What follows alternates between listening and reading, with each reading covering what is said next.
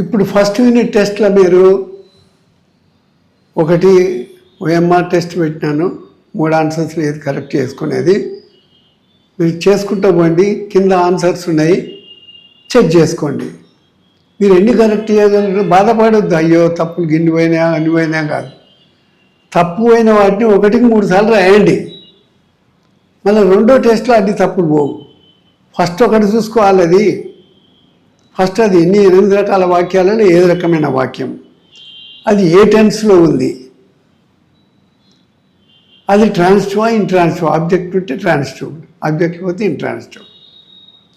ఇప్పుడు only assertive, negative, interrogative and exclamatory 4 ఇట్లనే objects ఉంటాయి.